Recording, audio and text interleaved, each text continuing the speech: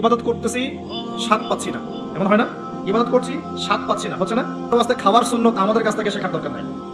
খাওয়ার যে সুন্নত এটা আপনি নবী সাল্লাল্লাহু আলাইহি ওয়াসাল্লামের কাছ থেকে শেখেন, আমাদের কাছে শেখার দরকার নাই। কারণ আমরা এখনো খাবার সুন্নত শিখিনি, সবাই বেশিরভাগই শিখি নাই। খুব কম মানুষই আছে পেটের এক ভাগ খায়, এক ভাগ ফাঁকা রাখে আর এক ভাগ পানি খায়, এরকম মানুষ খুব কম আছে। বেশিরভাগ মানুষই সাত পেট খাচ্ছি আমরা, এটা খাবার সুন্নত নয়। এই কারণে রোগ ব্যাধি বেশি হচ্ছে, মানুষ না খেয়ে মরে না, উল্টাপাল্টা খেয়ে মরে। আল্লাহ পাক আমাদেরকে সুন্নাহ মতো খাবার তৌফিক দান করুন। খাওয়া ঠিক হচ্ছে না তো আমাদের, এবং যে খাবারগুলো খাচ্ছি দেখবেন অনেক খাবার ম্যানুফ্যাকচার্ড, মানে ভেজাল। এই কারণে আমাদের ভিতরের যে ইমিউনিটি সিস্টেম এটা নষ্ট হয়ে যাচ্ছে।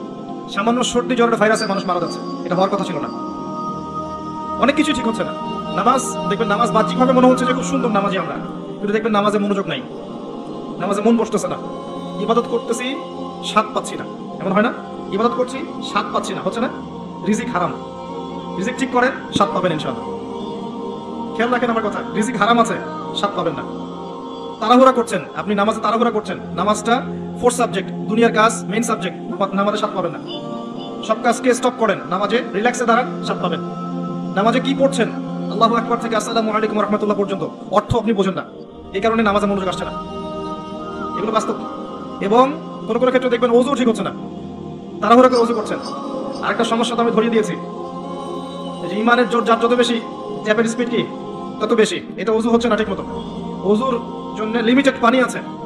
নবী সাল্লাল্লাহু আলাইহি ওয়াসাল্লাম এক বালতি পানি ওযু করতেন না, আমরা দেখবেন এক বালতি পানি শেষ করি ওযু করতে গিয়ে। খেয়াল করতে গেছেন?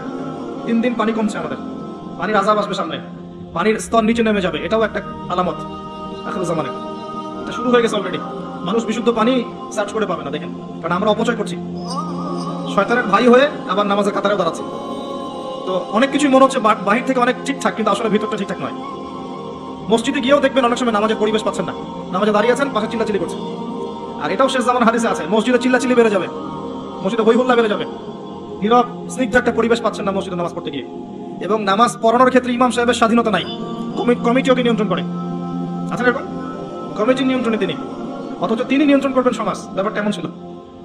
যাই হোক, তো বাহ্যিক চোখ দিয়ে আমরা যা দেখছি, বাস্তবতা আসলে অনেক ক্ষেত্রে এর উল্টা। রমজান মাসের কথা বলছিলাম, তারাবির সালাতটাকে ধীর স্থির ভাবে লম্বা করে সুন্দর করে পড়েন, ইবাদতে স্বাদ পাবেন। সেহরি ইফতারে লৌকিকতা বাদ দেন, যতটুকু হয়ে যায় অতটুকু পড়েন। ঈদের কেনাকাটা, এই যে কেনাকাটা করি আমরা, রমজানের কেনাকাটা, ঈদের কেনাকাটা, এগুলো আগে করে রাখেন, এখনই করে রাখেন। এখন করে রমজান মাসটাকে ফ্রি করে ফেলেন। রমজানে আমি কোনো কাজ করবো, রমজানে আমার শুধু ইবাদত। রমজানে আমি সালাতে মনোযোগী হব, 5 ওয়াক্ত নামাজ জামাতে পড়বো, তারাবির নামাজ রাতে পড়বো, প্রয়োজনে আমরা শেষ রাতে আবার উঠবো, ইফতার করবো, ইফতার করাবো, দেশের মানুষকে, সমাজের মানুষকে ফ্রি ইফতার করাবো। যে যত বেশি ইফতার করাবে তার আমল নামে তত বেশি রোজা নেকি লিখা হবে ইনশাআল্লাহ। এদিন ফিতরা দিয়ে দিব, আমরা ফিতরাগুলো দিয়ে দিব, সাদকাতুল ফিতর এবং যাকাত আমরা হিসাব করব। এবং যাদের উপর যাকাত ফরজ হয়েছে বাধ্যতামূলক যাকাত দিয়ে দিবেন, ব্যক্তিগতভাবে হোক, সংগঠনের মাধ্যমে হোক, রাষ্ট্রের মাধ্যমে হোক, যেভাবে হোক যাকাতটা দিয়ে দিবেন। বাংলাদেশের যাকাত যাদের উপর ফরজ হয়েছে, তাদের যাকাত যদি সুষ্ঠুভাবে নেওয়া যেত, তাহলে এত ম্যাসিভ প্রকল্প করা যেত যেটা আপনি কল্পনা করতে পারবেন। এমন অনেক ব্যক্তি আছে সমাজে যাদের একজনের যাকাতের টাকা দিয়ে 1000টা মানুষ খেতে পারবে, এমনও ব্যক্তি আছে বাংলাদেশে। এবং এই ধরনের মানুষের সংখ্যাও লাখের কম না। এদের কাছ থেকে যাকাত নেওয়া শুরু করেন, দেখবেন দারিদ্রতা বলে কিছু থাকবে না ইনশাআল্লাহ।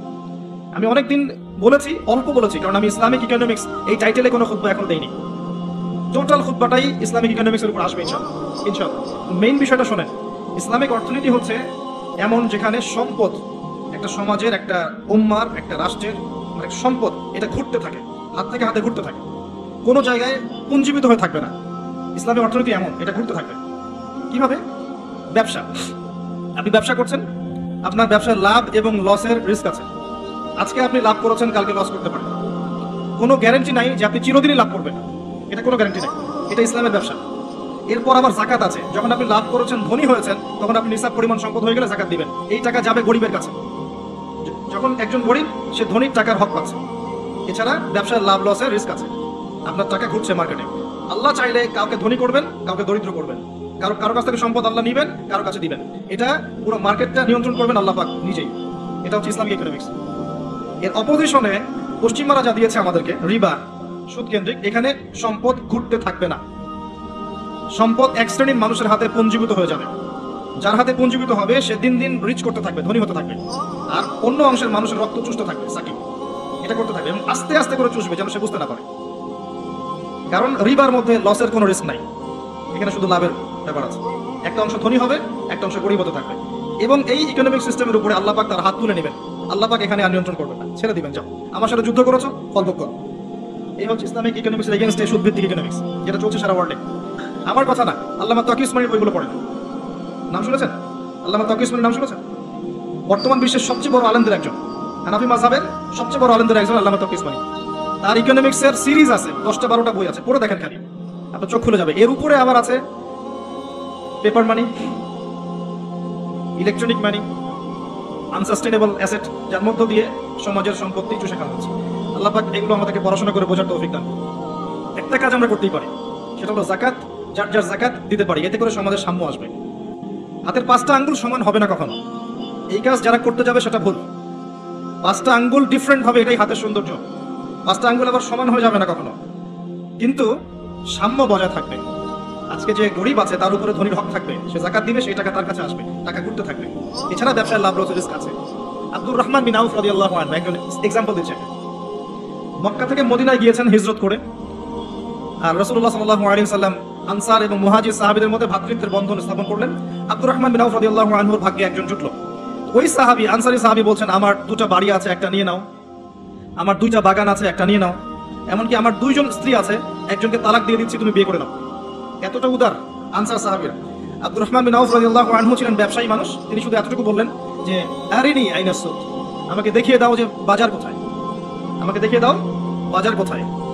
2 বছরের ব্যবধানে, মাত্র 2 বছর, 2 বছরের ব্যবধানে আব্দুর রহমান বিন আউফ রাদিয়াল্লাহু আনহু মদিনার শ্রেষ্ঠ ধনীদের একজন হয়ে গেলেন। আত্মসম্মানবোধ, গায়রত, আল্লাহর উপর তাওয়াক্কুল, ব্যবসায় মেহনত, ধনী হয়ে গেলেন।